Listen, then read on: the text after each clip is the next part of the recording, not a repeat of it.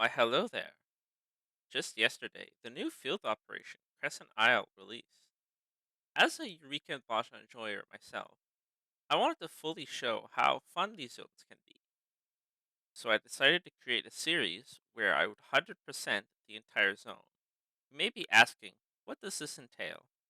I will be completing all of the main story quests, leveling all of the phantom jobs, collecting all occult records, obtaining all of the Crescent Isle achievements, and obtaining a full set of upgraded relic weapons and armor.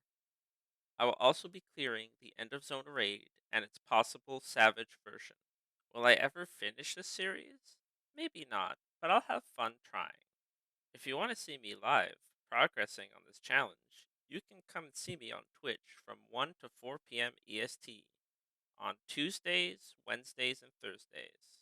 Unfortunately, for the first day of streaming, my audio was messed up, so I will be doing voiceovers for this episode. Our adventure begins in Tuliolol. Talking to Ketchen Ram, he tells us about his final expedition. He recounts how most sailors avoid the Shades Triangle and the Mirage Island, but this has left its mysteries hidden. Hearing that an ancient city lays unexplored, we set off immediately. Once on the boat, we make sight of the Mirage Island. Surprisingly, we lose sight of the Mirage as it ghosts us faster than a bad grinder date.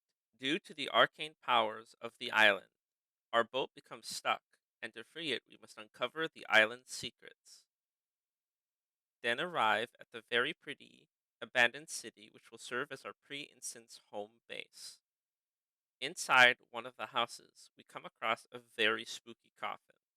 Inside, we find a very fancy and friendly Tomberry.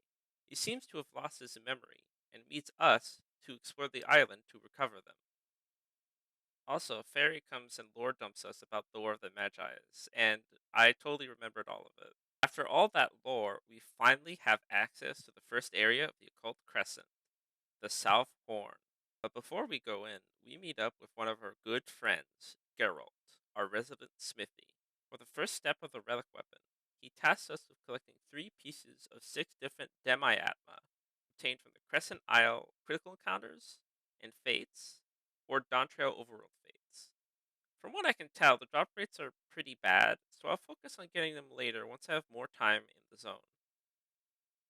One thing I don't want to be left unsaid is how pretty this new zone is, especially the indoor areas that are not seen often in the other 2 field operations. As we zone in, we will see the gimmick of this content, phantom jobs. To start, you'll be given 3: Knight, Bard, and Monk. Knight has massive mitigation and powerful heals.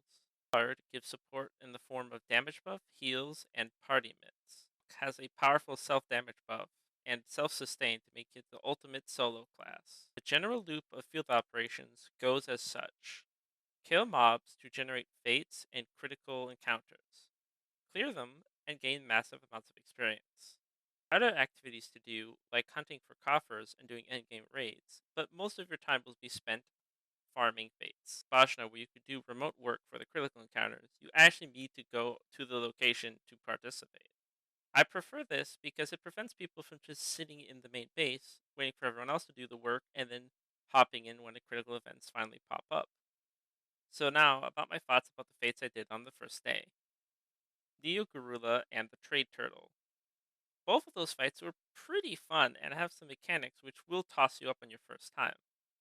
I think it's a pretty enjoyable activity to try and no-hit these, especially when they're newer. I also tried out the new persistent pot system.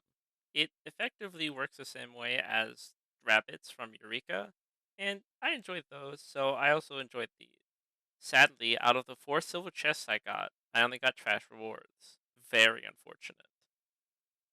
So, to conclude our first day, we ended with knowledge level 9 and the cannoneer job. I chose this job because it sounded the funnest to me. I might go back and pick up Time Mage later since its abilities seem pretty good in a party setting. So for my posting schedule, I'm hoping to post these videos on Mondays. Might not post a video every week, but I will try my best to keep you updated on my progress. Thank you all for watching this video and see you next week. Bye y'all.